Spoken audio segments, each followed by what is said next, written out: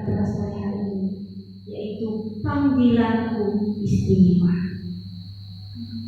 Panggilanku istimewa. Kenapa saya mengangkat tema ini di tengah-tengah kita? Supaya setiap kita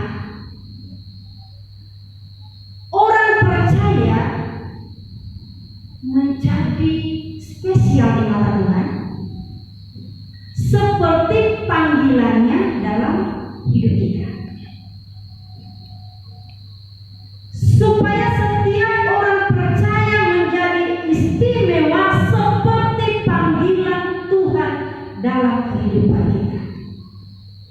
Ayat ini berbicara tentang seorang Nabi Yesaya.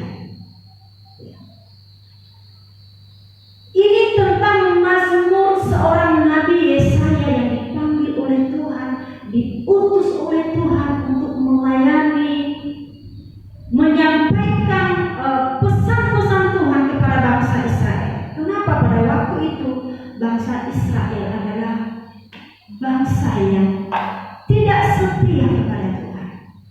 Kenapa mereka tidak setia? Kalau kita melihat di pasal-pasal pertama dari kitab Yesaya ini berbicara bahwa kehidupan orang Israel hidup dalam ketidakadilan. Mereka lagi tidak hidup menurut ketetapan Tuhan. Mereka tidak lagi hidup untuk menyembah Tuhan. Tapi apa yang mereka lakukan? Mereka menyembah kepada berhala-berhala. Makanya ketika Tuhan memanggil Yesaya diutus sebagai nabi, dia berkata, bagaimana bisa Tuhan sementara bibir saya ini najis? Tetapi apa yang Tuhan katakan? Pada waktu itu Tuhan mengambil sumpit itu, kalau di mana di kemah suci itu buat api, bergunakan untuk api, dan sumpit itu panas untuk mentahirkan bibir Yesaya yang najis. Sumpit itu diletakkan di bibirnya. Jadi rasanya tidak enak, Bapak Saudara. Kenapa saya katakan tidak enak? Rasa sumpit yang panas itu enggak setara dengan rasa coklat, benar kan? Adanya panas, adanya terbakar. Kita kembali kepada kebenaran firman Tuhan. Seperti mazmur yang disampaikan, nyanyian hati Yesaya yang dia sampaikan kepada Tuhan. Bagaimana Tuhan menjadikan dia istimewa di tengah-tengah bangsa yang najis. Tuhan pakai dia, Tuhan perlengkapi dia, maka Tuhan promosikan hidupnya. Panggilanku istimewa, saudara. Saya memberikan sebuah contoh atau cerita atau hal yang lebih mendekatkan kepada kita seperti itu. Contohnya seorang pemuda menginginkan atau menambahkan seseorang yang spesial dalam hidupnya. Di antara 1000 wanita, pasti dia akan memilih satu. Jadi contohnya, yang di antara 1000 itu yang dipilih adalah Lena. Bagaimana perasaan?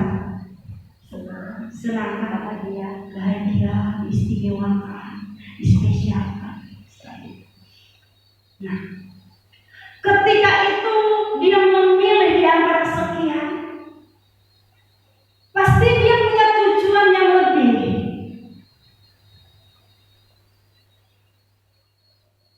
Maksudnya dia akan mempersiapkan yang dia pilih ini, wanita yang dia pilih ini, untuk menjadi pendamping hidupnya.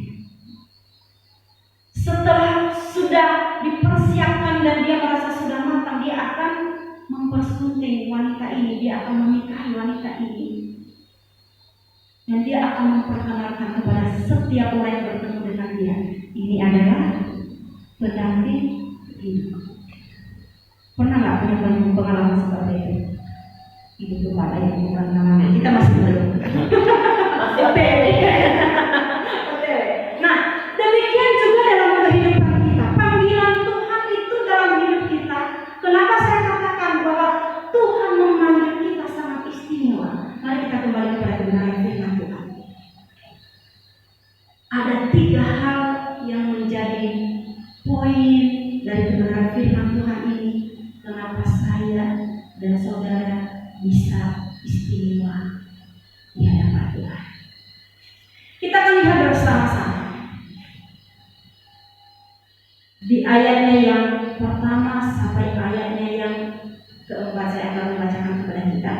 Dengarkanlah aku, hai pulau-pulau, perhatikanlah hai bangsa-bangsa yang jauh.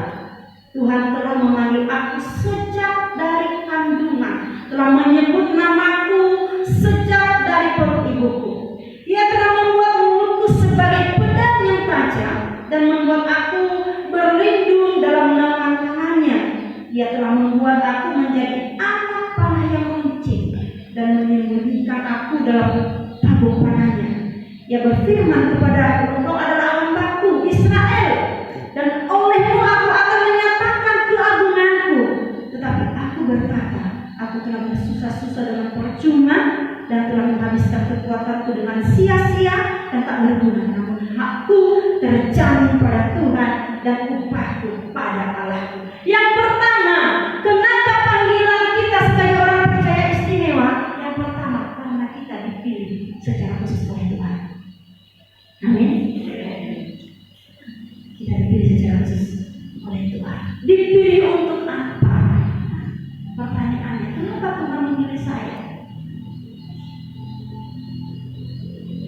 Tuhan pilih kita. Tujuannya untuk percaya kepada Dia. Kenapa saya katakan demikian? Tuhan memilih kita untuk percaya kepada Dia.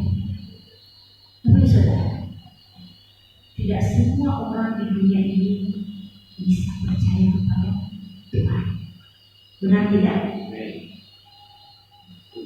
Buktinya masih banyak orang di sekitar kita yang masih belum percaya atau masih belum menerima Tuhan Yesus sebagai Tuhan dan Juru Selamat dalam hidup mereka. Nah, jika kita sekarang adalah orang yang percaya kepada Tuhan, ya, berarti saya dan saudara adalah spesial bagi Tuhan. Spesial bagi Tuhan. Nah, kata percaya ini kalau kita melihat ke bahasa aslinya, karena kita memakai perjanjian lama, berarti dia menggunakan bahasa Ibrani. Kata percaya ini yaitu dalam bahasa Ibraninya adalah aman. Artinya yang pertama, percaya dan menerima bahwa segala sesuatu yang daripada Tuhan adalah benar. Yang kedua, mengandalkan atau mempercayakan diri. Yang ketiga, setia. Yang keempat adalah taat.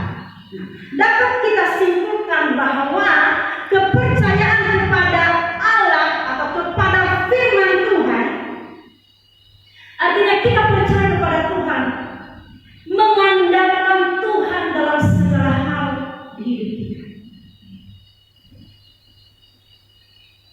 Jangan setengah-setengah dalam mengandalkan Tuhan. Segala sesuatunya. Artinya kalau segala sesuatunya, baik itu senang, susah, kita harus tetap mengandalkan Tuhan. Kita harus tetap mempercayakan seluruh hidup kita ke dalam tangan Tuhan. Kita harus tetap taat dan setia kepada Tuhan.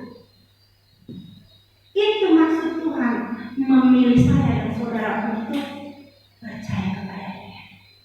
Kita harus mengandalkan Dia.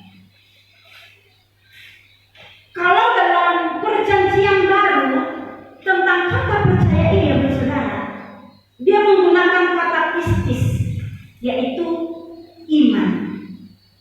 Artinya percaya kepada setiap perkataan Tuhan Yesus.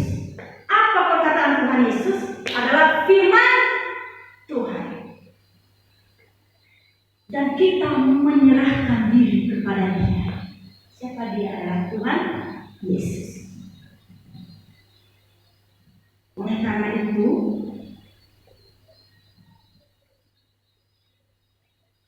kita dipilih dan dipanggil spesial oleh Tuhan.